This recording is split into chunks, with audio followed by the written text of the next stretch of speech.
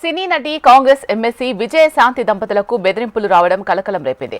చంద్రశేఖర్ రెడ్డి అనే వ్యక్తి నరకం అంటే ఏంటో చూపిస్తా అంటూ బెదిరింపులకు పాల్పడ్డాడు. విజయశాంతి సోషల్ మీడియా అకౌంట్ను మెయింటైన్ చేసి ఉన్నత స్థానాలకు తీసుకెళ్తానని నమ్మబలికాడు చంద్రశేఖర్ రెడ్డి. దాంతో చంద్రశేఖర్ రెడ్డిని నమ్మి పెద్ద మొత్తంలో విజయశాంతి దంపతులు డబ్బులిచ్చారు.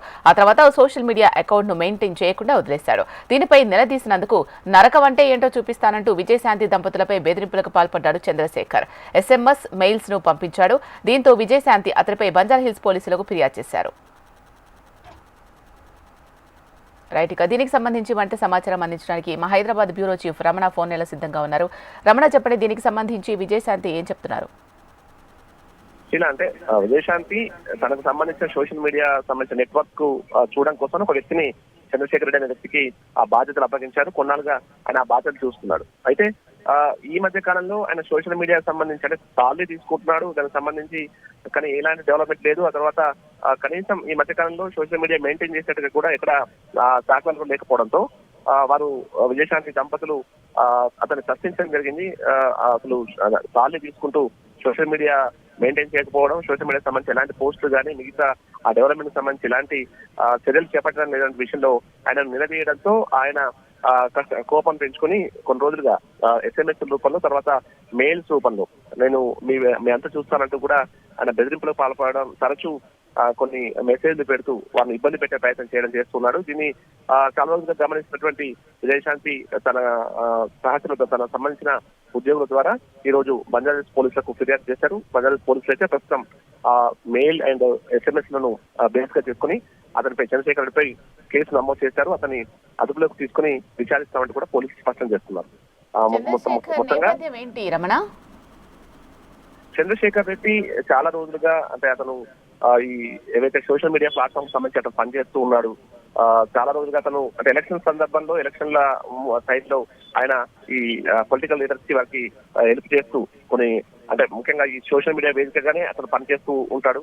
అతనికి సంబంధించి అతన్ని దాదాపు 2 సంవత్సరాల క్రితం ఈ సోషల్ మీడియాకు సంబంధించి మెయింటైన్ చేయడం దంపతులు బాధ్యత అప్పగించారు. కానీ ఎప్పుడు కూడా సోషల్ మీడియా సంబంధించి అంటే ఆల్రెడీ తను ఎమ్మెల్సీగా ప్రమోట్ అయింది, ఆల్రెడీ మొన్న ఎమ్మెల్సీగా తను పదవిలో కూడా ఉన్నారు. అయినా కూడా రాజకీయంగానే ఎక్కడ కూడా పోస్ట్ లేకపోవడం, సోషల్ మీడియాలో కనీసమైనటువంటి చర్యలు చేపట్టకపోవడంతోనే విజయశాంతి క్వశ్చన్ చేసినట్టుగా తెలుస్తోంది. ఈ క్వశ్చన్ చేసిన సందర్భంగా దాన్ని కోపంగా పెట్టుకుని అతడు ఈ మెయిల్స్ తర్వాత SMS ల రూపంలో ఆమె వాళ్ళ దంపతులు ఇద్దరిని కూడా బెదిరిస్తున్నట్టుగా చెప్తున్నారు. ప్రస్తుతం ఫిర్యాదును స్వీకరించిన పోలీసులు ఏదైతే విజయశాంతి సంబంధించిన వారు ఏదైతే ఆధారాలు ఇచ్చారో మెయిల్స్ కానీ SMS కానీ వాటిని బేస్ గా చేసుకుని ప్రస్తుతం పలు సెక్షన్ కింద కేసులు నమోదు చేశారు. చంద్రశేఖర్ రెడ్డిని అదుపులో తీసుకుని దీనికి సంబంధించి చర్యలు చేపట్టడం కూడా పోలీసులు చెప్తున్నారు. కేవలం డబ్బులు ఇవ్వలేదు అనే కోపంతోనే విజయశాంతికి మెసేజ్లు, SMS పంపిస్తున్నాడా చంద్రశేఖర్ రెడ్డి? మరి విజయశాంతి దీనికి సంబంధించి ఏం చెప్తున్నారు? చంద్రశేఖర్ ఒక్కడే ఇది చేస్తున్నాడని అంటున్నారా, ఎవరైనా ఉండి చేయిస్తున్నారని ఏమైనా చెప్తున్నారా? అదే అలాంటి అనేక అనుమానాలు అయితే వ్యక్తం అవుతున్నాయి. రాజకీయ కోణం ఏమైనా ఉందా? ఎందుకంటే తను ఎదుగుతున్న తీరును బట్టి ఎవరైనా కావాలని అంటే చేస్తున్నారా, ఏం జరుగుతుందనే కోణంలో అయితే ప్రస్తుతం కొన్ని అనుమానాలు చేసి తన ఫిర్యాదులో పేర్కొంటే తెలుస్తోంది. వీటికి సంబంధించి పోలీసులు కూడా కేసు నమోదు చేశారు కాబట్టి అతన్ని అదుపులోకి తీసుకున్న తర్వాత ఈ అన్ని కోణాల్లో కూడా విచారణ చేసి అసలు ఎందుకు ఈ కారణాలు, ఏ కారణాలతో అతను ఈ బెదిరింపులకు పాల్పడ్డాడు, దానికి సంబంధించిన పూర్తి వివరాలు రాబట్టే ప్రయత్నం చేస్తున్నారు.